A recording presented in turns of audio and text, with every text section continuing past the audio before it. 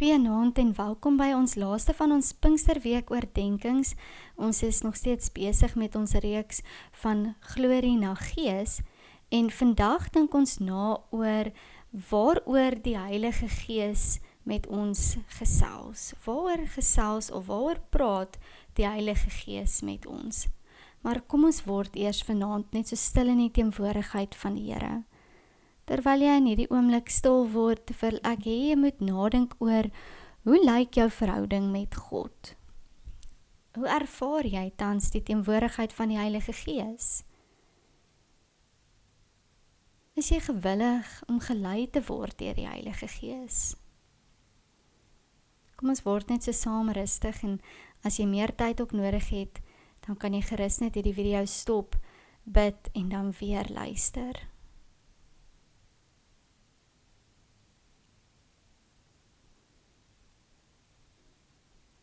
Heilige Gees, ek het U nodig. Ek wil so dikwels self in beheer wees van my lewe. Maar Here, daar is niks wat ek kan doen, sê of wees wat my sal red nie. Dit is U genade alleen wat my red. En daarom maak ek my lewe wyd oop vir U. Ek wil U innooi om my die mens te kom maak wat U wil hê ek moet wees, sodat die naam van Jesus ook in my lewe verheerlik kan word. Ek weet dat U woord beloof dat wanneer ek die deur oopmaak, U sal inkom. Dankie Here, dat ek aan U voete kan kom stil word. Here, ons wil kom stil word hier aan U voete. Ons wil kom hoor wat U vir ons sê. Ons wil kom oopmaak vir U Gees, Heer, as ons ons vrae voor U kom lê. Want U gee U gawes net soos U wil. Almal is diensbaar, elk met verskil. Kom vul met U Gees ons breekbare kruik, dat U ons oral nuttig kan gebruik. Amen. Nou vanaand dink ons oor die tema, waaroor praat die Heilige Gees met my? En eintlik is die antwoord op hierdie vraag is vir my heel eenvoudig. Die Heilige Gees praat met ons of met my oor alles. En die Heilige Gees praat met ons oor God. Nou kom ons lees eers ons eerste teks saam en dit is Johannes 14 en ons lees daarvan vers 15 tot vers 20. Jesus sê hier, as julle my liefhet, sal julle my gebooie onderhou en ek sal die Vader vra en hy sal vir julle 'n ander parakleet gee, sodat hy vir ewig by julle kan wees. Hy is die Gees van die waarheid, wat die wêreld nie kan ontvang nie, omdat die wêreld hom nie sien nie en ook nie ken nie. Maar julle ken hom egter, omdat hy by julle bly en in julle sal wees. Ek sal julle nie as weeskinders agterlaat nie. Ek kom weer na julle toe. Nog 'n kort tydjie en die wêreld sien my nie meer nie, maar julle sien my, omdat ek leef en julle sal leef. Op daardie dag sal julle weet, ek is in my Vader en julle in my, en ek in julle. In hierdie gedeelte is dit Jesus wat beloof dat ons wel, die disippels en ons, die Heilige Gees sal ontvang. En Jesus beloof dat daar 'n raadgewer vir ons gegee word, 'n parakletos, of soos in hierdie teksgedeelte, 'n parakleet. Nou dit is nogals moeilik om 'n parakleet of om die woord parakleet in Afrikaans te vertaal. Die Griekse woord parakletos verwys na iemand wat geroep is om bystand te verleen. Dit was in daardie tyd, was daar 'n baie groot onderskeid tussen ryk mense en arme mense. En dit was baie maklik vir die ryk mense om die arme mense uit te byt, wat ek dink dalk nie so anders is as ons wêreld vandag nie. Maar in daai tyd het jy dikwels iemand nodig gehad wat vir jou moes instaan, wat jou moes help. En daarom kan die parakleet ook vertaal word met woorde soos trooster, voorspraak, helper en raadgewer. En dit is dikwels die sinonieme of die beskryflike naamwoorde wat ons gebruik om die Heilige Gees mee te beskryf. 'n helper, 'n voorspraak, 'n pleitbesorger, 'n trooster. Maar die parakleet wat Jesus beloof nie net 'n raadgewer nie. Jesus beloof ook dat die raadgewer wat ons kry, is die Gees van die waarheid, Want die Heilige Gees kom van God af en weet dus wat God se wil is vir ons as mensdom en as skepping. Die Heilige Gees weet wat God se wil is en vertel dit ook vir ons. Nou, wat is God se wil? God se wil is die verlossing. En hieroor het ek al baie gepraat, die verlossing.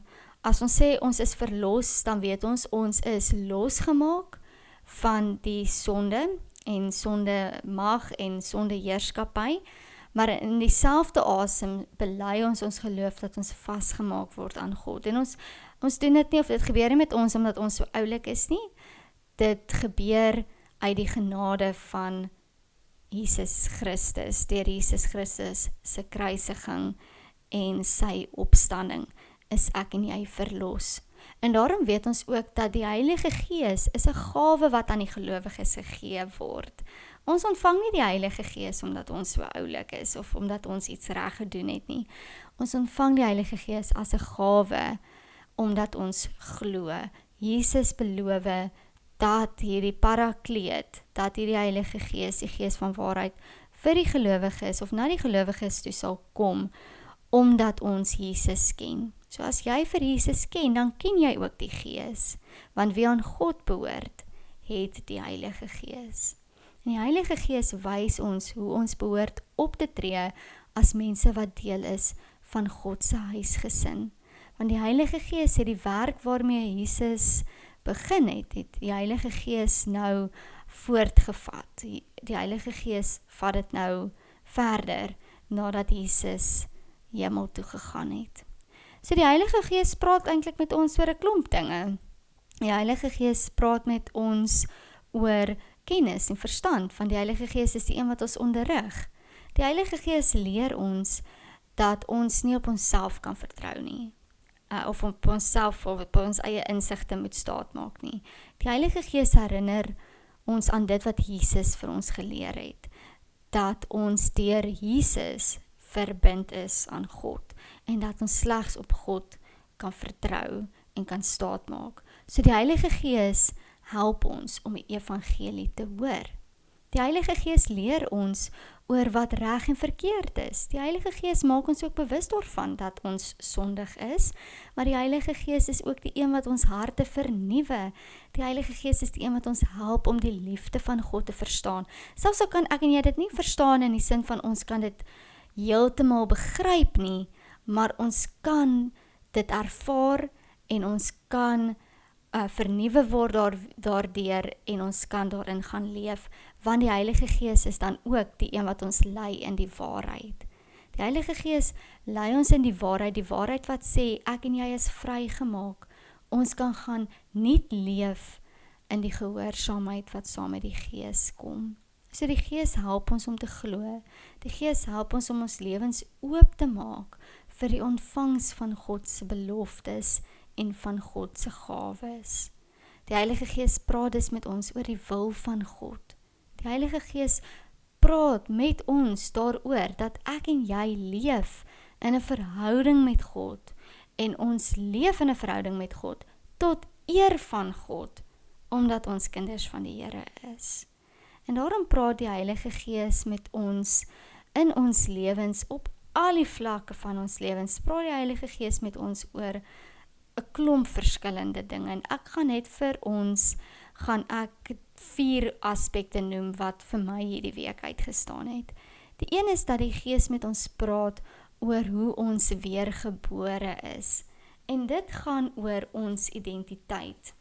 En weer eens wil ek vir julle 'n aanhaling lees wat vir my treffend was uit 'n boek van Connie Burger en Andries Silje, waar hulle skryf dat ons nuwe lewe eintlik al lankal begin het voor ons geboorte al, want dit het gebeur met die opstanding van Christus. So dit word deur die Gees in ons lewe bewerk, hierdie nuwe lewe wat die Heilige Gees vir ons gee, hierdie weergeboorte. Dit word deur die Gees in ons lewe bewerk. Dit is 'n proses wat eers voltooi sal word wanneer alle dinge nuut word en ons uiteindelik verander word om volkome soos Christus te wees. Daarom noem Jesus die volëinding wanneer alles nuut gemaak sal word, letterlik die weergeboorte, soos ons kan lees in Matteus 19 vers 28. So een manier om die weergeboorte te verstaan, is om dit te sien as 'n nuwe identiteit wat ons ontvang. Deur ons eenheid met Christus as seun van God, word ons ook nou die kinders van God. So as ons dit nou wel anders stel, kan ons sê dat die belofte, dit is 'n belofte wat reeds in Christus bevestig is en reeds besig is om deur die Gees in vervulling te gaan, daardie weergeboorte.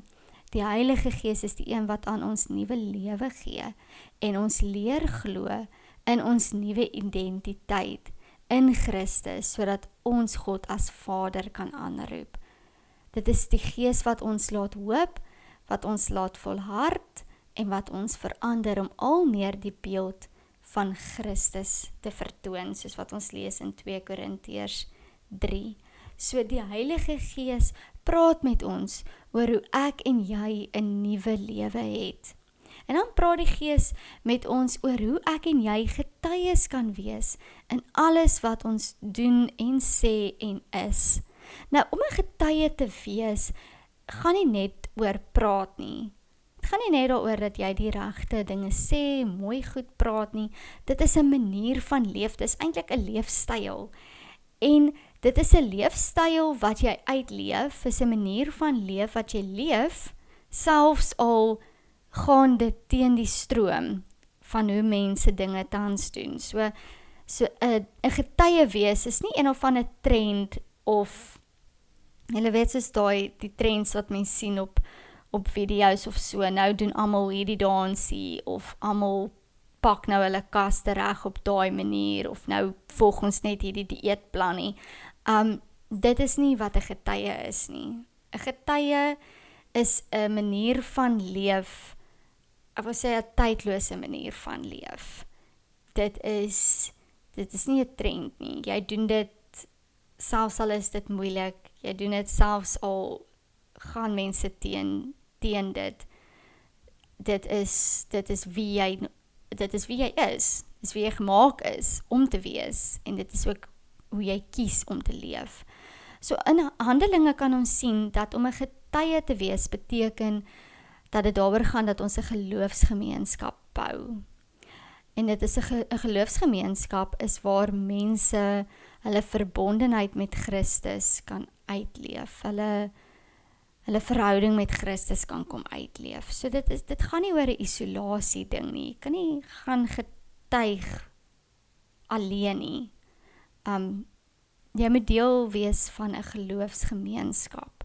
Dit is waar ons getuies is. Ons is binne daardie geloofsgemeenskap getuies, ook natuurlik buite die geloofsgemeenskap getuies, want die geloofsgemeenskap moet nooit 'n geslote groepie wees nie. Dit is nie 'n kliek nie. Dit is 'n lewendige organisme, wil ek eintlik sê.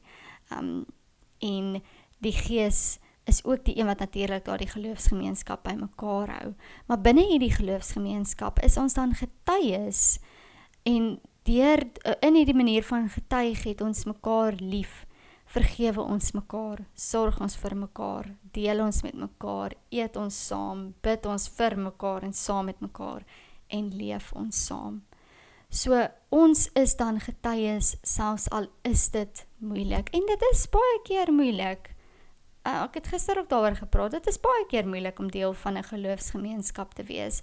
Kan jy net elke keer jou goedjies vat en loop, net wanneer dit moeilik is nie, of net sê, ek kan nie, want in Handelinge 1 vers 8 dan lees ons, maar ons sal die krag ontvang, en in 2 Timoteus 1 vers 7 lees ons ook, die Gees vul ons met krag, liefde en selfbeheersing, om uiteindelik te sê, ook ek kan nie, maar die Heilige Gees kan, en die Heilige Gees werk deur my, en daarom in 'n geloofsgemeenskap, en as 'n getuie, kan ons nie ons hele lewens bou op gevoelens nie. Ons kan nie wag totdat ons lus voel om te gaan getuig nie, of totdat ons nou lus voel om te leef soos wat Jesus vir ons leer, of soos wat die Heilige Gees ons roep om te leef nie. Dit is nie gebou op gevoelens nie. Dit is iets wat met ons gebeur, selfs wanneer ons swak is. Dis juist hoekom daar dikwels daarna verwys word, dat ons in ons swakheid sterk is, omdat die Gees ons dan sterk maak, omdat ons nie op onsself staat maak nie, maar omdat ons vertrou op God. Ons kan op die gawe van die Gees vertrou, selfs al kan ons nie altyd heeltemal pinpoint waarmee die Gees besig is nie, en ook omdat ons kan vertrou op die Gees, selfs al kan ons nie die Gees vaspen nie en heeltemal begryp nie. Want die gawe van die Gees, die werking van die Gees met elkeen van ons, dit is nie 'n resep nie. Daar is nie vaste stappe nie. Ek dink ek het dit gister ook gesê, daar is nie regtig vir my iets soos 5 stappe vir effektiewe gebed nie. Want ons het elkeen 'n persoonlike verhouding met die Heilige Gees. Ons kan nie die Heilige Gees probeer vasmaak in 'n paar stappe van hoe jy dinge moet doen nie. Die Gees is vry en die Gees werk verskillend met ons elkeen ook. Maar wat ons wel kan vertrou is dat die Gees betroubaar is. Want alhoewel die Gees verskillend met ons werk, is dit altyd vir dieselfde doel, dat ek en jy leef tot verheerliking van Jesus Christus en God drie-enig. En daarom sal die Heilige Gees met ons ook praat oor ons gedrag, en ons gedrag oralste, nee? Ons gedrag in ons verhoudings, ons gedrag by die werk, ons gedrag buite die werk, by partytjies, by die skool, waar ook al ons mag gaan, praat die Heilige Gees met ons oor ons gedrag. En in Galasiërs 5, dit is ons volgende teksgedeelte, julle ken dit, die vrug van die Gees, is dit baie duidelik, die opskrif van hierdie gedeelte is 'n lewe deur die Gees. So in Galasiërs 5 vers 25 word ons opgeroep om toe te laat dat die Gees ons gedrag bepaal. Dit sê, laat die Gees julle gedrag bepaal.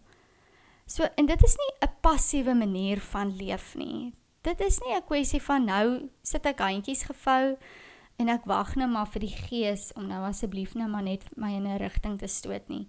Dit is nie 'n passiewe ding nie. Dit is eintlik weer eens die mees aktiewe ding wat ons as gelowiges kan doen, is om te sê dat ek laat die Gees toe om my gedrag te bepaal. Ek laat die Gees toe om my tot aktiwiteit te beweeg, om my te beweeg in die rigting. Ek laat dit toe, maar ek neem ook daar die eerste stap.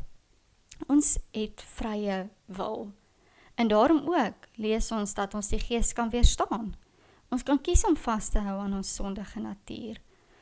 Of ons kan kies om te leef binne die praktyke wat gegee word aan 'n kind van God. Laat die Gees julle gedrag bepaal. En dit lees ons so mooi in Galasiërs 5 vanaf vers 16. Ek gaan dit vir julle lees in die boodskap vertaling wat sê, julle moet julle lewe deur die Heilige Gees laat beheer. Laat hy aan die stuur staan van alles wat julle dink en doen en sê. Dan sal die sonde julle nooit onderkry nie. En dan vanaf vers 22 in die 2020 vertaling, maar die vrug van die Gees is liefde, blydskap, vrede, geduld, vriendelikheid, goedheid, getrouheid, sagmoedigheid, selfbeheersing. Teen hierdie soort dinge is daar nie 'n wet nie. Almal wat aan Christus Jesus behoort, het die vlees met sy hartstogte en begeertes gekruisig. Aangesien ons deur die Gees leef, laat ons ook met die Gees in pas bly. Hoor hoe mooi is daai? Laat ons ook met die Gees in pas bly. Laat ons nie verwaand wees, mekaar uithard of op mekaar jaloers wees nie. Ek is mal oor daardie woorde, laat ons ook met die Gees in pas bly. Dit sê vir my, die Gees is werksaam om ons heen. Die Gees werk met jou.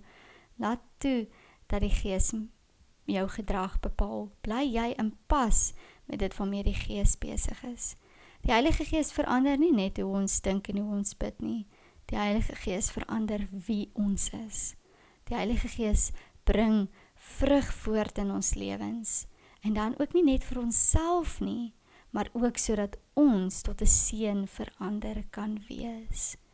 En daarom vir my, ek weet, dit is nie die laaste ding nie, is net vir hierdie oordenking is dit die laaste aspek, maar daar's nog baie ander dinge waaroor die Gees met ons praat.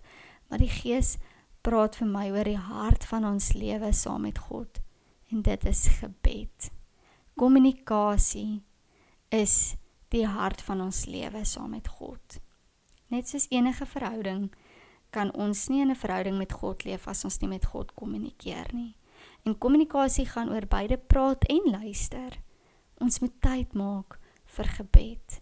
Maar wat doen ons as ons nie weet wat om te bid nie? Wel, ek dink in elk geval ons weet regtig heeltemal wat om te bid nie. En daarom hoor ons in Romeine 8 dat die Gees vir ons intree. Die Gees is weer eens daai parakleet, die raadgewer, die een wat vir ons intree.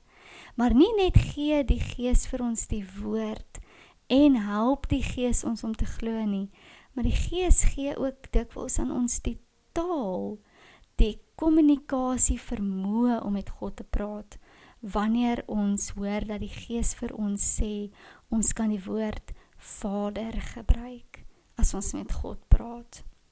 Want Jesus se Vader is ook ons Vader en die Gees wat kom van God af, dit is dieselfde God wat ons aanbid en dieselfde God aan wie ons behoort en daarom gee die Gees aan ons die taal om te sê ons Vader. Hiermee wil ek dan afsluit en ek wil jou uitnooi om die Onse Vader gebed weer te gaan lees in Matteus 6. Lees dit rustig saam, dalk saam met mekaar of alleen, maar lees dit en praat met die Here oor dit wat vir jou uitstaan in hierdie gedeelte van die Onse Vader. Jy kan gerus ook die video stop en dan kan jy weer begin as jy klaar die teksgedeelte gelees het. Uit Matteus 6 vers 9 tot 15. Ons Vader wat in die hemele is, laat u naam geheilig word. Laat u koninkryk kom. Laat u wil geskied soos in die hemel, so ook op die aarde. Gee ons vandag ons daaglikse brood en vergeef ons ons skulde, soos ook ons hulle vergeef wat teenoor ons skuldig staan.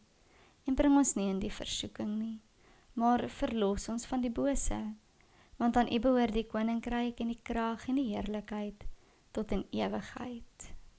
Amen. Here ons God, laat u vrug in ons groei. Here, gebruik ons om u vrede te bring. Vul ons met u liefde, u blydskap, u sagmoedigheid en laat dit uitvloei na elke mens, na elke plek en elke situasie. Here Jesus, help ons om u vrug te dra, nie vir ons eie eer nie, maar sodat die wêreld u kan proe, sodat Suid-Afrika, sodat ons gemeente, sodat ons geloofsgemeenskap, sodat ons vriende, sodat ons huisgesin, sodat ons u kan ken. Here, gee dat ons getrou sal wees in die klein dinge, selfbeheerst in die moeilike tye, vriendelik wanneer ander skerp is, vreedsaam wanneer alles om ons storm, bly wees in u Here, altyd en altyd liefdevol. Here, help ons om in pas te bly met die Gees in ons denke en ons dade, ons gebede, ons stemme en ons stiltes.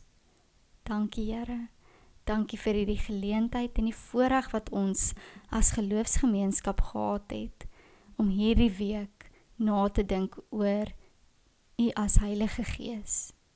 Dankie dat u by ons is en by ons bly, vir nou en tot in alle ewigheid. Amen.